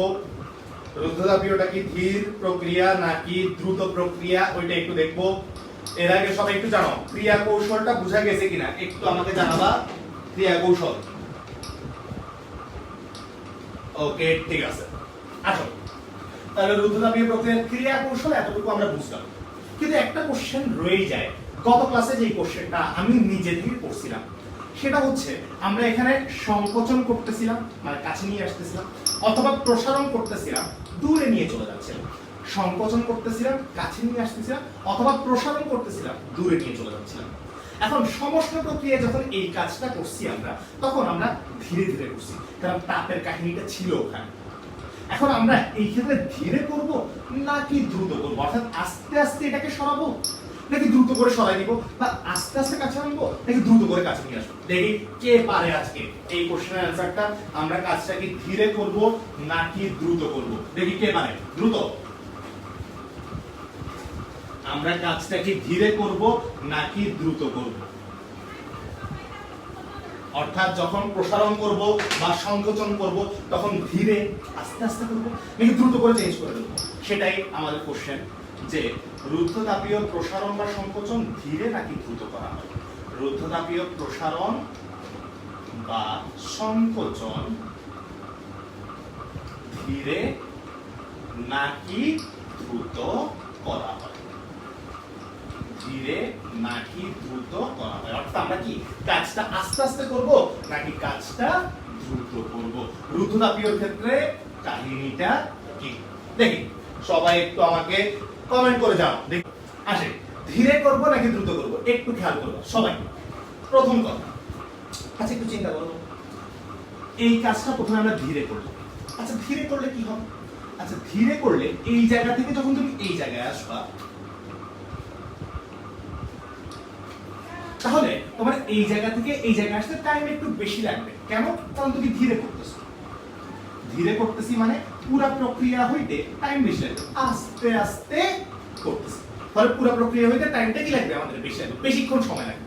আচ্ছা যখন আমাদের বেশিক্ষণ সময় লাগবে, একটু চিন্তা করো তো, আমরা একটা কথা বলছিলাম, আমরা এই পুরো পদার্থটাকে মানে পুরো সিস্টেমটাকে কিসের আন্ডারে রাখছিলাম? অন্তরক পদার্থের আন্ডারে রাখছিলাম। কোন পদার্থের আন্ডারে রাখছিলাম? অন্তরক পদার্থের আন্ডারে রাখছিলাম। আচ্ছা একটু চিন্তা করো, অন্তরক বললে আমরা বুঝি যেটা তাপের কোনো আদান প্রদান করে না, সেটা হচ্ছে অন্তরক। আচ্ছা দুনিয়াতে 100% অন্তরক কি কোনো পদার্থ যেটা একদম তাপের আদান প্রদান করবে না, একদমই করবে না? এরকম পদার্থ কিন্তু দুনিয়াতে নাই, অর্থাৎ দুনিয়াতে 100% এরকম কোনো অন্তরক নাই। ও কিছুটা হইল তাপের আদান প্রদান করবেই, কিছুটা হইল তাপের আদান প্রদান করবেই, ফলে 100% অন্তরক বলে কিছু নাই। অর্থাৎ তুমি যদি প্রক্রিয়াটা ধীরে ধীরে করো, তুমি যদি প্রক্রিয়াটা ধীরে ধীরে করো তখন টাইমটা বেশি লাগতেছে, ফলে কিছু পরিমাণ তাপ বাইরে হয়ে যেতে পারে, বা বাইরে থেকে কিছু পরিমাণ তাপ ভেতরেও ঢুকে যেতে পারে। কারণ তুমি বেশিক্ষণ ধরে কাজটা করতেছো, তুমি যদি আস্তে আস্তে আস্তে আস্তে অনেক লেংদি টাইম নিয়ে কাজটা করো, তাহলে অনেক বেশি টাইম আছে।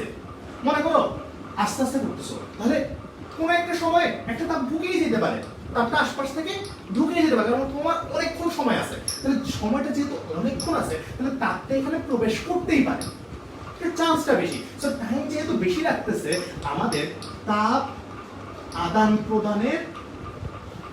প্রদানের সুযোগ চলে আসবে, সুযোগ, ফলে তাপ আর জিরো হবে না, তাপের পরিবর্তন বা তাপ আর কনস্ট্যান্ট থাকবে না, তাপ আর কনস্ট্যান্ট থাকবে না। তাপ যদি কনস্ট্যান্ট না থাকে, তাহলে ও আর রুদ্ধতাপীয় হবে না। ও আর কি প্রক্রিয়া হবে না? রুদ্ধতাপীয় হবে না। কেন রুদ্ধতাপীয় হবে না? কারণ একটু চিন্তা করো, তুমি যখন আস্তে আস্তে আস্তে আস্তে ওকে সরাচ্ছ, ওর তাপমাত্রাটা আস্তে আস্তে আস্তে আস্তে কমতেছে, এই আস্তে আস্তে কমার মধ্যে কিছু পরিমাণ তাপ এখানে ঢুকে গেছে, তাহলে ওর যে তাপমাত্রাটা কমতেছিল, কিছু তাপ যখন ঢুকে যাবে, ওর তাপমাত্রাটা কি আর কমতে পারবে না? তাপ ঢুকে গেছে, তাপমাত্রা অটোমেটিক্যালি কি হয়ে যেতে থাকবে? বেড়ে যেতে থাকবে। কিন্তু তুমি যদি এবার কাজটা ধীরের জায়গায় দ্রুত করো, তাহলে টাইমটা তখন আস্তে আস্তে কম লাগবে, কারণ তুমি সরাই ফেলছে, দ্রুত করে সরাই ফেলছে, সরাই ফেলছে। তো সাথে সাথে সরানোর কারণে, দ্রুত সরানোর কারণে আমার টাইমটা কিন্তু কম লাগছে, অর্থাৎ এখান থেকে এখানে যেতে সময় কম লাগতেছে। আচ্ছা টাইম যদি পুশ করে সরাই ফেলি, তাহলে সময়টা যদি কম লাগে, তাহলে তাপ ঢুকার চান্সটা বা তাপ আদান প্রদানের চান্সটা কমে যাবে। অর্থাৎ এই ক্ষেত্রে তাপ প্রবেশের সুযোগ কম, তাপ প্রবেশের সুযোগ কম। যেহেতু তাপটা প্রবেশের সুযোগটা কম, তার মানে এই ক্ষেত্রে ও রুদ্ধতাপীয় থাকার চান্স বেশি, রুদ্ধতাপীয় থাকবে। বুঝিও ব্যাপারটা আসলে চান্সের উপর ডিপেন্ড করতেছে। তুমি যদি আস্তে আস্তে কাজটা করো, ঢুকেও যেতে পারে তাপটা, অর্থাৎ তাপটা আদান প্রদান হয়েও যেতে পারে, কারণ অনেকক্ষণ সময় আছে, কিছু না কিছুটা হইতেই পারে। কিন্তু যদি দ্রুত করো, সরাই ফেলছো, তো সাথে সাথে তাপমাত্রাটা চেঞ্জ হয়ে যাবে, তখন কি আর তাপটা ঢুকে ওকে চেঞ্জ করতে পারবে না, কারণ চান্স কম। অল্প কিছুক্ষণ সময়ের মধ্যেই তুমি কাজটা করে ফেলছো, সাথে সাথে পরিবর্তনটা হয়ে গেছে, সাথে সাথে রুদ্ধতাপীয় পরিবর্তন হয়ে যাওয়াতে আর কোনো সমস্যা হয়নি। কিন্তু যদি আস্তে আস্তে করো, তার টাইম বেশিক্ষণ লাগবে, ও আস্তে আস্তে হবে। আস্তে আস্তে হওয়ার কারণে অনেক বেশি টাইম আছে এই প্রক্রিয়াটা কি হওয়ার, আশপাশ থেকে তাপ ঢুকে যাওয়া। কিন্তু দ্রুত করে ফেললে সাথে সাথে চেঞ্জ হয়ে যাবে, ফলে আর তাপটা ঢুকার চান্সই পাবে না, কারণ ঢুকতে ঢুকতেই আমার পরিবর্তনটা হয়ে গেছে। এই জন্য আমরা বলি রুদ্ধতাপীয় প্রক্রিয়ায় প্রসারণ বা সংকোচন অবশ্যই দ্রুত করতে হবে, দ্রুত করতে হবে। যেটা দেখতে সমষ্ণ প্রক্রিয়া পুরোপুরি বিপরীত। সমষ্ণ প্রক্রিয়াতে কি ছিল, ধীরে কাজ করতে হবে। তাহলে রুদ্ধতাপীয় প্রক্রিয়া হচ্ছে একটা কি প্রক্রিয়া, রুদ্ধতাপীয় প্রক্রিয়া হচ্ছে একটা দ্রুত প্রক্রিয়া। রুদ্ধতাপীয় প্রক্রিয়া হচ্ছে একটা কি প্রক্রিয়া, দ্রুত প্রক্রিয়া। এই ব্যাপারটা বেশি ইম্পর্টেন্ট আমাদের। তাহলে যে সকল ধীর প্রক্রিয়া আছে ওরা সবাই হয়ে যাবে সমষ্ণ আন্ডারে, যেমন বান্টি, লাইট বয়ের বান্টি, কারণ ওর সাবান স্লো, সো ও একটা সমষ্ণ প্রক্রিয়া। অন্যদিকে যারা দ্রুত, ওই যে পাশে যে মেয়েটা ছিল ও খুব দ্রুত, ও কি প্রক্রিয়া হবে, রুদ্ধতাপীয় প্রক্রিয়া। তাহলে ব্যাপারটা কি আসছে, যে সকল সমষ্ণ প্রক্রিয়া আছে ওরা ধীরে ঘটবে, যে সকল রুদ্ধতাপীয় প্রক্রিয়া আছে ওরা দ্রুত ঘটতে হবে, কারণ দ্রুত না ঘটলে তাপের আদান প্রদান হয়ে যাওয়ার একটা চান্স আছে। দেখি তো কে কে বুঝি না, তাহলে একটু চলে আসি। আমাদের ব্যাপারটা কি আসলো, তাহলে ইন্ট্রো আমাদের ব্যাপারটা আসলো যে রুদ্ধতাপীয় প্রক্রিয়া একটা দ্রুত প্রক্রিয়া হতে হবে, যে দ্রুত প্রক্রিয়ার মধ্যে আমরা কোনো প্রকার টাইম দিব না। সো সমষ্ণ প্রক্রিয়া এবং রুদ্ধতাপীয় প্রক্রিয়া দেখে আসলে কি মনে হচ্ছে, একজন আরেকজনের বিপরীত টাইপের প্রক্রিয়া। যেখানে সমষ্ণটা আস্তে আস্তে ঘটতেছিল, সেখানে রুদ্ধতাপীয়টা দ্রুত ঘটবে। রুদ্ধতাপীয়টা কি ঘটবে, দ্রুত ঘটবে। আসো আমরা কয়েকটা রিয়েল লাইফ এক্সাম্পল একটু দেখি। সো সবাই একটু খেয়াল করুন, কয়েকটা এক্সাম্পল দেখবো এবার আমরা রুদ্ধতাপীয় প্রক্রিয়ার এক্সাম্পল, সাথে সমষ্ণের এক্সাম্পল একটু করে দেখাবো আমরা। সো সবাই একটু খেয়াল করি, রুদ্ধতাপীয় এক্সাম্পল গুলো কিন্তু পরীক্ষায় অনেক বেশি আসে, তাহলে আসলে এটা একটা এক্সাম্পল বা উদাহরণ। আচ্ছা রুদ্ধতাপীয় প্রক্রিয়া মানে আমরা কি বলছি, যে কোনো টাইপের দ্রুত টাইপের যেসব প্রক্রিয়া হবে এবং তাপের আদান প্রদান হইতে পারবে না, দ্রুত করে ঘটে যাবে যেসব প্রক্রিয়া, ওরা হচ্ছে রুদ্ধতাপীয় প্রক্রিয়া। কিরকম, আসো মনে করো তোমার কাছে একটা টায়ার আছে, এটা হচ্ছে একটা টায়ার, গাড়ির টায়ার আছে। এখন গাড়ির টায়ারটা ফেটে গেছে, এখন তুমি একটু চিন্তা করো তো, টায়ার যখন ফাটে তো কি স্লো মোশনে এরকম করে ফাটে, হাস শেষ ফেটে গেছে। তাহলে এই যে ফাটছে, ফাটার কাজটা কিন্তু অনেক দ্রুত হচ্ছে, ফাটার কাজটা অনেক কি হচ্ছে, দ্রুত। এটা কখনো আস্তে স্লো মোশনে হবে না, এটা সবসময় দ্রুত ফাটবে। তাহলে যখন দ্রুত ফাটবে, হঠাৎ করে আয়তনটা অনেক কি হয়ে গেছে, দেখো তো হঠাৎ করে আয়তনটা অনেক বেড়ে গেছে। তাহলে সাথে সাথে আমরা বুঝতে পারলাম এটা একটা রুদ্ধতাপীয় প্রক্রিয়া, এই যে হঠাৎ করে প্রসারণ হয়ে গেছে, হঠাৎ করে কি হয়ে গেছে, প্রসারণ। তাহলে এটা একটা দ্রুত প্রক্রিয়া, কারণ টায়ার ফাটা একটা কি প্রক্রিয়া, রুদ্ধতাপীয় প্রক্রিয়া। কেন, কারণ দ্রুত হইছে। দি সেম টাইপের একটা প্রক্রিয়া মনে করে এবার হইল কি, এই টায়ারটা থেকে হালকা একটা ছোট্ট লিক হয়ে গেল, লিক হয়ে গেছে, ছোট্ট করে একটা লিক হয়ে গেছে। তাহলে আমরা বুঝতে পারতেছি এটা থেকে আস্তে আস্তে আস্তে আস্তে বাতাসটা বের হবে। তাহলে আস্তে আস্তে আস্তে আস্তে আস্তে যখন বাতাসটা বের হবে, তাহলে এটা ধীরে হচ্ছে, লিক হইলে ধীরে বের হবে বাতাস, ধীরে বের হবে। তাহলে মানে যে কোনো ধীর প্রক্রিয়া মানে এটা কি প্রক্রিয়া হয়ে যাবে, সমষ্ণ প্রক্রিয়া হয়ে যাবে। তাহলে এটা কিভাবে ঘটতেছে, আস্তে আস্তে ঘটতেছে। তাহলে টায়ার ফেটে গেলে ফাটাফাটির যত কাহিনী আছে মাথায় রাখবে সব রুদ্ধতাপীয়। কেন, কারণ ফাটলেই জোরে হয়, যে কোনো জিনিস ফাটছে মানে আস্তে ধীরে হয় না, যে কোনো জিনিস ফাটছে মানে দ্রুত হবে ব্যাপারটা। সো ফাটাফাটির কাহিনী মানে রুদ্ধতাপীয় প্রক্রিয়া। তাহলে একটা উদাহরণ হচ্ছে টায়ারটা ফাটছে। তারপর মনে করো তোমার বোমা ফাটছে, বোমা ফাটা, বোমা যখন ফাটবে স্লো মোশনে তো ফাটে না, মুভিতে যেরকম ঠুস শেষ সব মর সব মর, তাহলে বোমা ফাটছে মানে দ্রুত ফাটবে। সো এটাও একটা কি প্রক্রিয়া হবে, রুদ্ধতাপীয় প্রক্রিয়া হবে।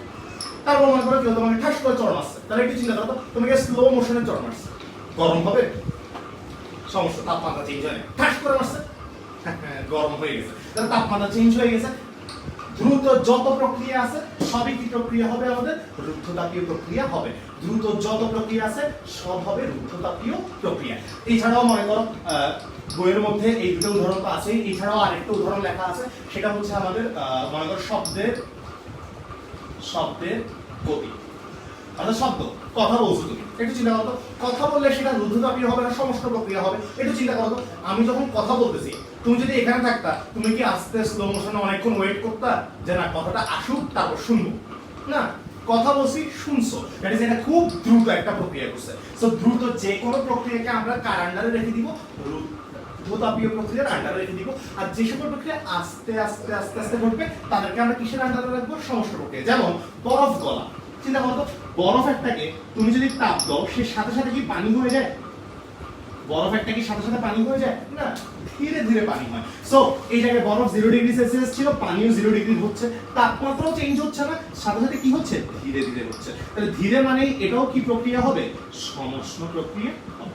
সো যত প্রকার প্রক্রিয়া আছে যে ধীরে ধীরে হচ্ছে সবাই এই সমষ্ণর আন্ডারে, সবাই স্লো।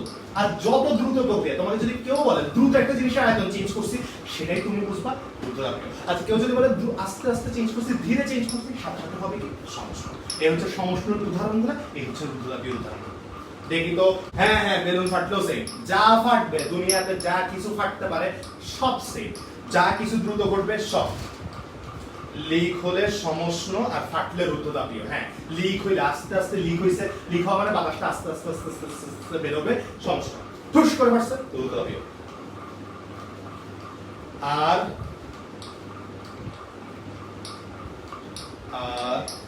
ওকে ঠিক আছে, সবাই বুঝছে, ওকে ঠিক আছে। তাহলে আসো, এই হচ্ছে রুদ্ধতাপীয় প্রক্রিয়ার এক্সাম্পল, সমষ্ণ প্রক্রিয়ার এক্সাম্পল গেল। এখন একটু আসি, তাহলে দ্রুত যত প্রক্রিয়া আছে সব হবে রুদ্ধতাপীয়, স্লো যত প্রক্রিয়া আছে সব হবে সমষ্ণ। দ্রুত যত প্রক্রিয়া আছে সব হবে রুদ্ধতাপীয়, স্লো যত প্রক্রিয়া আছে সব হবে আমাদের সমষ্ণ। এটা খুব বেশি ভালো করে মাথায় রাখতে হয়, কারণ সমষ্ণ আর রুদ্ধতাপীয় সবচেয়ে ইম্পর্টেন্ট আমাদের এই চ্যাপ্টারে। তাহলে একটু চলে আসো, আমরা একটা ম্যাথ করে ফেলি, ম্যাথ করে ফেলবো, তারপরে আমাদের আরেকটা টপিক ধরা যায় কিনা দেখি, টাইম আছে কিনা, সো ওই অনুযায়ী আসো। তাহলে আসো একটা ম্যাথ করি। আমাদের ম্যাথের প্রশ্ন বললো অক্সিজেন গ্যাসের কোন সিলিন্ডারে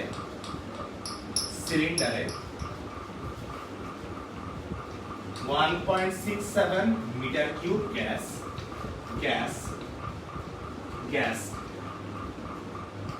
8 অ্যাটমসফিয়ার চাপে রাখা আছে। 8 অ্যাটমসফিয়ার চাপে রাখা আছে। হঠাৎ করে সিলিন্ডারটি ফেটে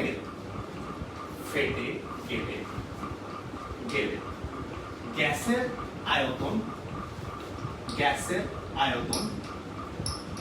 কত হবে? আচ্ছা, এই জায়গায় আমরা আরেকটা জিনিস একটু অ্যাড করে দাও সবাই, যে সিলিন্ডারে 1.67 গ্যাস 8 অ্যাটমসফিয়ার চাপে ও 25 ডিগ্রি সেলসিয়াস তাপমাত্রাটাও রেখে দাও, তাহলে আমরা দুইটা ম্যাথ হয়ে যাবে এক ম্যাথের মধ্যে। গ্যাসের আয়তন কত হবে এবং বলছে গ্যাসের তাপমাত্রা কত হবে। এই কোশ্চেনগুলো কিন্তু অহরহ আসতেছে পরীক্ষায়, সো সবাই একটু খেয়াল করবা মনোযোগ দিয়ে। অক্সিজেন গ্যাসের কোন সিলিন্ডারে 1.67 মিটার কিউব গ্যাস 8 atm চাপে ও 25 ডিগ্রি সেলসিয়াস তাপমাত্রা রাখা আছে। বললো কি হঠাৎ করে সিলিন্ডারটি ফেটে গেলে গ্যাসের আয়তনটা কত হবে, গ্যাসের তাপমাত্রাটা কত হবে, সবাই একটু খেয়াল করবে খুব মনোযোগ দিয়ে। প্রথমে বুঝো কিছু জিনিস একটু খেয়াল করি, কাহিনীটা কিভাবে ঘটছে। হঠাৎ মানে আস্তে, দ্রুত। তাহলে এটা যদি একটা দ্রুত প্রক্রিয়া হয় তাহলে তুমি সুন্দর মতো বুঝে ফেলতে পারতেছো এটা একটা রুদ্ধতাপীয় প্রক্রিয়া। এটা একটা কি প্রক্রিয়া? এটা একটা রুদ্ধতাপীয় প্রক্রিয়া। কেন? কারণ এটা দ্রুত ঘটছে। দেখছো ঠিক, তোমাকে কিন্তু একবারও পুরো কোশ্চেনের মধ্যে বলে নাই কি হয়েছে, হইছে, মানে দ্রুততাপীয় প্রক্রিয়া হইছে। কোথায় বলছে? হঠাৎ করে ফাটছে। তাহলে হঠাৎ করে ফাটছে মানে রুদ্ধতাপীয় প্রক্রিয়া হবে। গ্যাসের আয়তন কত হবে? আচ্ছা আসি, তাহলে একটা একটা করে আসো। অক্সিজেন গ্যাস বলছে, অক্সিজেন গ্যাস মানে কয় পারমাণবিক গ্যাস বলে দিছে? কয় পারমাণবিক গ্যাস বলে দিছে? 2 পারমাণবিক গ্যাস। 2 পারমাণবিক গ্যাস, দ্যাট ইজ গামার মান বলে দিছে কত? 1.4। কেন গামার মান 1.4? কারণ 2 পারমাণবিক গ্যাসের গামার মান 1.4। আসি 1.67 মিটার কিউব গ্যাস আছে, সো এটা হবে আমাদের আদি আয়তন V1। 8 অ্যাটমসফিয়ার চাপে রাখা আছে, এটা হচ্ছে আমাদের P1। হঠাৎ করে সিলিন্ডারটি ফেটে গেছে, এবার গ্যাসের আয়তন কত হবে? দ্যাট ইজ আগে একটা আয়তন ছিল, এখন আয়তনটা কত হবে? V2 চাচ্ছে আমার কাছে। তাহলে একটু খেয়াল করি তো, P1 সমান আমরা বুঝতেছি 8 atm অ্যাটমসফিয়ার, V1 মানে বুঝতেছি আমরা 1.67 মিটার কিউব, V2 এর মান আমাদেরকে বের করতে বলছে, কিন্তু P2 এর মান আমার কাছে নাই। P2 এর মান আমার কাছে নাই, তাহলে আমি V2 কেমনে বের করব? আমি যদি সূত্র লিখি P1 V1 to the power gamma, P2 V2 to the power gamma, এই জায়গা থেকে তো আমি V2 বের করতে পারবো না যদি আমার কাছে P2 জানা থাকে, কিন্তু কোশ্চেনে কোথাও P2 দেওয়া নাই। আজকের কুইজ হচ্ছে এই P2 এর মানটা আসলেই প্রশ্নে দেয়া আছে, তুমি বলবা আমাকে এই P2 এর মান কত। এটা হচ্ছে আজকের কুইজ। যেই তিনজন সবার আগে অ্যানসার করতে পারবে P2 এর মান কত, তাদের জন্য আছে প্রাইজ মানি। দেখি কে কে পারে এই P2 এর মানটা কত বলতে। দেখি P2 এর মানটা কে কে বলতে পারে, তাদের জন্য কুইজ। আচ্ছা দেখি কার কার হচ্ছে, তাড়াতাড়ি প্রথম তিনজন দ্রুত দেখি কে কে পারে, কে কে পারে। P2 এর মানটা আসলে প্রশ্নের মধ্যে দেয়া আছে, আমরা আসলে জানি না, এটাই তুমি আমাকে বলবা চাপটা কত, আসলে চাপটা আসলে এখানে কত। দেখি কে কে বলতে পারে, যে প্রথম তিনজন বলতে পারবে তাদের জন্য পুরস্কার আছে। প্রথম তিনজন দেখি তাড়াতাড়ি, প্রথম তিনজন যারা রাইট অ্যানসার দিবে তাদের জন্য। ওকে, অনেকের হইছে মোটামুটি, আমার এখানে দেখে বোঝা যাচ্ছে। প্রথমে কে বলছে? আচ্ছা প্রথমে বলছে হচ্ছে প্রয়াসের অ্যানসার ঠিক আছে, তারপর সেকেন্ড অ্যানসার ঠিক আছে মিথিলার, তারপর থার্ড অ্যানসার ঠিক আছে নাইমুল ইসলামের। আমাদের যখন ফেটে যাবে তখন আসলে, যখন আয়তনটা ফেটে যাবে তখন আসলে পরের চাপটা হয় 1 অ্যাটমসফিয়ার। তাহলে প্রথম যে তিনজনের হইছে ওদেরকে আমি কি করে দিব, একটা ছবি দিয়ে দিব, সো সবাই দেখবা যে কে আমাদের এই কুইজের মধ্যে ফার্স্ট হইছে, ফার্স্ট তিনজন। তাহলে P2 এর মান আসলে 1 অ্যাটমসফিয়ার। এখন একটু বুঝি কেন পরের চাপটা 1 অ্যাটমসফিয়ার আছে, ফাটার পরে কেন 1 অ্যাটমসফিয়ার হবে। একটু চিন্তা করো, আমাদের কাছে যে টায়ারটা আছে, এই টায়ারটা যখন ফেটে গেছে চারপাশে যখন ফেটে গেছে, ও আসলে আশপাশে যে পরিবেশ আছে এই পরিবেশের সাথে এই গ্যাসগুলো কি হয়ে গেছে, মিক্স আপ হয়ে গেছে। আশপাশের পরিবেশে যে চাপটা দিবে ওরা এখন ওই চাপটা খাবে, কারণ পুরো ফেটে যাওয়ার কারণে এই যে ভেতরের গ্যাসগুলো আছে এটা মুক্ত হয়ে গেছে। সো ওরা আশপাশের পরিবেশ যে চাপটা দিচ্ছে ওইটাই পাবে, অর্থাৎ আশপাশে আমাদের কি আছে, বায়ুমণ্ডল আছে। সো বায়ুমণ্ডল যে চাপটা দিবে ওইটাই এই গ্যাসগুলো এখন পাবে। সো আশপাশের চাপটা আসলে বায়ুমণ্ডলীয় চাপের সমান হয়ে যাবে। এই জন্য পরবর্তী চাপটা কত অ্যাটমসফিয়ার? 1 অ্যাটমসফিয়ার। এই জন্য পরবর্তী চাপটা কত অ্যাটমসফিয়ার? 1 অ্যাটমসফিয়ার। তাহলে আশা করি সবাই বুঝতে পারছো কেন পরবর্তী চাপটা 1 অ্যাটমসফিয়ার। কারণ যখন ওরা আবদ্ধ ছিল তখন 8 অ্যাটমসফিয়ার, নো প্রবলেম। যখন ঠুস করে ফেটে গেছে, ফেটে যাওয়ার সাথে সাথে ওদের চাপটা কি হয়ে যাবে, আশপাশে যে গ্যাসগুলো আছে, বায়ুমণ্ডলের যে গ্যাসগুলো আছে, ওরা যে চাপটা দিচ্ছে সেটাই হবে ওর চাপ। এই জন্য এটা হবে 1 অ্যাটমসফিয়ার। তাহলে চলে আসি P2 এর মানটা, এই কাহিনীটা সবাই জেনে রাখি। ফেটে গেলে চাপ কত অ্যাটমসফিয়ার হয়ে যায়, যে কোনো জিনিস ফেটে, যে কোনো জিনিস যখন মুক্ত হয়ে যায় ওর চাপটা কত হয়ে যায়? 1 অ্যাটমসফিয়ার। দেখো একটা খুব সুন্দর জিনিস শিখলা। তাহলে একটু খেয়াল করি, আমাদেরকে বের করতে হচ্ছে V2। এখন একটু সবাই টেকনিক খেয়াল করবে, এই ম্যাথগুলোর টেকনিকে সবার ভুল হয়। সো কিভাবে V2 টা আমরা বের করব? আমরা আসলে P2 টাকে একপাশে নিয়ে আসবো, P1 by P2 equal to V1 কে নিচে নিয়ে যাব। তাহলে V2 by V1 whole to the power gamma লেখা যায় না, কারণ এটার পাওয়ারও গামা, এটার পাওয়ারও গামা, so whole to the power gamma. এবার একটু খেয়াল করবা, আমরা এরপর লিখবো v2 বাই v1, তাহলে গামার যে পাওয়ারটা আছে এটা এই পাশে চলে আসবে, তাহলে আসবে p1 by p2 whole to the power 1 by gamma. Okay, square থাকলে এই পাশে গেলে হাফ হয়ে যায় না, তাহলে পাওয়ারটা 1 বাই গামা হয়ে গেল। সো আমাদের তো দরকার v2 সমান আসবে কি v1 টা এই পাশে গুণ, that is p1 by p2 whole to the power 1 by gamma into হবে আমাদের v1 ইনটু v1। এবার সবাই p1 এর মানটা আমাদের কত, p1 এর মানটা হচ্ছে 8 atmosphere, so 8 divide by p2 এর মানটা 1 অ্যাটমোস্ফিয়ার, ATM দুটেই অ্যাটমোস্ফিয়ার, সো কাটাকাটি চলে যাবে, নো প্রবলেম। 1 বাই গামা, গামার মান কত পাইছি, অক্সিজেন বলে দিয়েছে, গামার মান কত 1.4 ইনটু v1 আগের আয়তন কত 1.67 মিটার। সো ক্যালকুলেট করলে যা আসবে সেটাই আসবে আমাদের পরের আয়তন, কিসে আসবে, মিটার কিউবে আসবে। কেন, কারণ এটার এককটা কিসে বসাইছি আমরা, মিটার কিউবে বসাইছি। তাহলে এই হচ্ছে আমাদের আয়তন বের করার প্রসেস। তাহলে সবাই প্রসেসটা খেয়াল করবা, মেইনলি প্রসেসটা মেইন, যে আমরা যখনই এরকম গামা রিলেটেড কাহিনীগুলো করব, যার পাওয়ারের মধ্যে গামাটা থাকবে ওদেরকে সবসময় এক পাশে নিয়ে আসবে। তাহলে হোল টু দি পাওয়ার একটা গামা হবে, তারপর তুমি ক্যালকুলেশন চালাও, নইলে দেখা যায় অনেকেরই এই ক্যালকুলেশনটা ভুল হয়ে যায় বা লেংথি হয়ে যায়। সো এভাবে করব, কারো আর ভুল হবে না। দেখি তো কে কে অ্যানসারটা বুঝো নাই, সবাই বুঝতে পারলে এই হচ্ছে আমাদের চাপের কাহিনী। এবার বলছে গ্যাসের আয়তন কত হবে, গ্যাসের তাপমাত্রা কত হবে। যেখানে আগের তাপমাত্রা ছিল 25 ডিগ্রি সেলসিয়াস, সো তাপমাত্রাটা আমরা কেলভিনে নিয়ে গেলে T1 সমান কেলভিনে কত আসবে, কেলভিনে আসবে হচ্ছে আমাদের 298 কেলভিন। সো কেলভিন আছে, আমাদেরকে পরের তাপমাত্রাটা বের করতে বলছে, দ্যাট ইজ T2 এর মানটা আমাকে বের করতে হবে, T1 এর মানটা আমাকে দিয়ে দিয়েছে, রাইট। সো T1 এর মানটা আমাদেরকে দিয়ে দিয়েছে কত, সেটা 298 কেলভিন। সো T2 এর মানটা কত সেটাই আমরা বের করব পরের প্রশ্নে। তাহলে একটু আসি সবাই, T2 টা একটু বের করব। সো কোন সূত্র দিয়ে বের করবে একটু খেয়াল করো, আয়তনটা তো আমাদের বের হইছে ক্যালকুলেট করে। সো তুমি ওই সূত্রটা খাটাতে পারো, T1 v1 to the power gamma minus 1 T2 v2 to the power gamma minus 1। এই সূত্র দিলে তোমরা v1 আছে, v2 এর মানটাও তুমি একটু আগে বের করছো, বসাই দিতে পারো। আমরা চাপটা দিয়ে করি, ঠিক আছে, কারণ আমার কাছে চাপগুলো ডাইরেক্ট এখানেই আছে, আর ক্যালকুলেট করতে হচ্ছে না।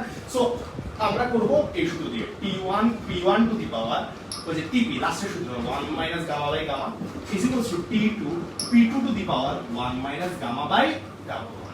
T1 p1 1 minus gamma by gamma, T2 p2 1 minus gamma by gamma। তাহলে একটু খেয়াল করি সবাই। এরপর আমি বলছিলাম কি গামা পার্ট যেটা থাকবে ওদেরকে সবসময় এক পাশে নিয়ে আসবো। সো T1 বাই, আচ্ছা এখানে ইয়ে করি P2 কে এর পাশে আনি। So P1 by P2 whole to the power 1 minus gamma by gamma is equals to T1 তো এই পাশে চলে যাবে, T2 বাই T1।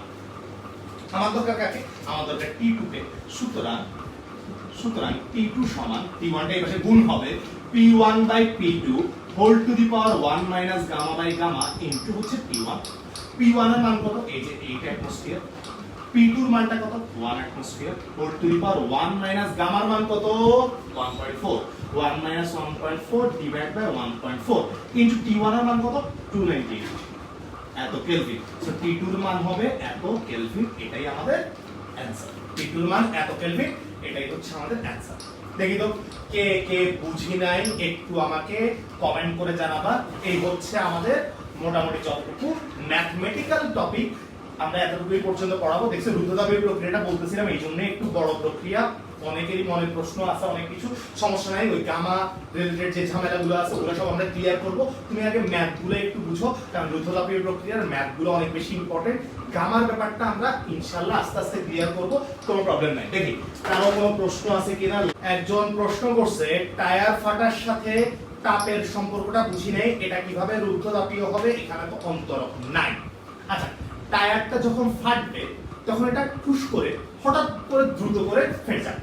টায়ারটা যদি দ্রুত করে ফেটে যায় ওই ক্ষুদ্র মিলি সেকেন্ড টাইম, ঠিক আছে, তোর সামনে মনে করে একটা টায়ার ফাটছে, ঠিক আছে, তাহলে আমার সামনে যখন একটা রিক্সার টায়ারটা এগুলো সবার সামনে ফাটে, আচ্ছা যখন ফাটে ওই ক্ষুদ্র মোমেন্টের মধ্যে কোনো তাপ ওই গ্যাসগুলোকে টাচ করতে পারবে ওই ক্ষুদ্র মোমেন্টের মধ্যে না, তাহলে তাপটা কি ভেতরে ঢুকতে পারতেছে এত ক্ষুদ্র সময়ের মধ্যে, আর তাপমাত্রাটা চেঞ্জ করতে পারতেছে না, কারণ তাপমাত্রা চেঞ্জ করার জন্য একটা টাইম দরকার হয়। তাপের কারণে যে তাপমাত্রা চেঞ্জ হয় এটা ধীরে ধীরে আস্তে আস্তে হয়, তো এটা তো হঠাৎ করে হয়ে গেছে, এই জন্য অন্তরক না থাকলেও এটা একটা কি প্রক্রিয়া হবে, রুদ্ধতাপীয় প্রক্রিয়া হবে।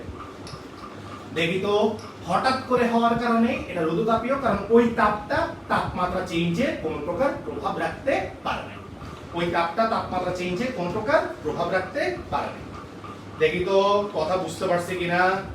দেখছো রুদ্ধতাপীয় প্রক্রিয়াটা আমি বলতেছিলাম যে রুদ্ধতাপীয় প্রক্রিয়াটা একটু ডিফারেন্ট, একটু টাফ আছে। দেখছো আজকে আমাদের পুরো কাহিনীটা শেষ হয় নাই কেন?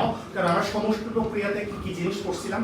সমস্ত প্রক্রিয়াতে আমরা পড়ছিলাম হচ্ছে প্রথমে সমস্ত প্রক্রিয়া এর সূত্রগুলো পড়ছিলাম, পড়ার পর ক্রিয়া কৌশল পড়ছিলাম, এরপর আবার সমস্ত প্রক্রিয়াতে কতটুকু কাজ হচ্ছে কাজের মানটা আমরা বের করছিলাম, ঠিক আছে? সো এই ক্ষেত্রে রুদ্ধতাপীয় কাজের মানটা আমাদের বাদ আছে। এছাড়া রুদ্ধতাপীয় প্রক্রিয়ায় আরেকটা ব্যাপার বাদ আছে, সেটা হচ্ছে রুদ্ধতাপীয় প্রক্রিয়ায় কোনো গ্রাফ কিন্তু আমরা আঁকি নেই, কোনো লেখচিত্র আঁকি নেই। সমস্ত প্রক্রিয়ার গ্রাফ তো বয়েলের সূত্রের গ্রাফ, সমস্ত প্রক্রিয়ার গ্রাফ কিন্তু বয়েলের সূত্রের গ্রাফ। সো এটা আমরা সবাই জানি আয়তাকার অধিবৃত্ত, কিন্তু এর ক্ষেত্রে গ্রাফটা বা লেখচিত্রটা কিরকম হবে সেটা কিন্তু আমরা জানি না, যেটা আমরা নেক্সট ক্লাসে পড়বো। প্লিজ কারো কোনো প্রশ্ন থাকলে স্যারকে একটু বলেন। আমাদের মোটামুটি আলহামদুলিল্লাহ ক্লাসটা শেষ হয়েছে ঠিকভাবে। সো হচ্ছে আজকের ক্লাসে আমরা রুদ্ধতাপীয় প্রক্রিয়ার প্রায় 70% এর মতো জিনিস পড়ে ফেলছি। যে 30% জিনিস আছে, একটা হচ্ছে রুদ্ধতাপীয় প্রক্রিয়ায় কতটুকু কাজ হয় বা কৃত কাজ, আর একটা ব্যাপার একটু বাকি আছে, সেটা হচ্ছে রুদ্ধতাপীয় প্রক্রিয়ার গ্রাফের ব্যাপারটা। সো এই জিনিসগুলো আমরা নেক্সট ক্লাসে পড়বো। আজকের লাইভ কুইজের মধ্যে কিন্তু আমাদের 3জন বিজয়ী আছে, কারণ অনেকের অ্যান্সার ঠিক হয়েছে। আগের ক্লাসে কেউ বিজয়ী না হইলেও এই ক্লাসে কিন্তু 3জন বিজয়ী হয়েছে। তো কারেন্টটা চলে যাওয়াতে আসলে আর ক্লাস নিতে পারবো না এখন, বা আমাদের টাইমও আসলে অনেকক্ষণ হয়ে গেছে। সবাই এতক্ষণ থাকার জন্য সবাইকে থ্যাংক ইউ। আশা করি সবাই ভালো থাকবা। আজকে এতটুকু পর্যন্তই। আল্লাহ হাফেজ। আবার দেখা হবে আমাদের সোমবার ঠিক রাত 9টায়। সবাই কিন্তু অবশ্যই রুদ্ধতাপীয় প্রক্রিয়া যতটুকু পড়াইছি ততটুকু ভালো মতো পড়ে রাখবা। বলছি আমি এই প্রক্রিয়াটা সবচেয়ে বেশি ইম্পর্টেন্ট। তাহলে ভালো থাকো সবাই। আল্লাহ হাফেজ। এতটুকুই।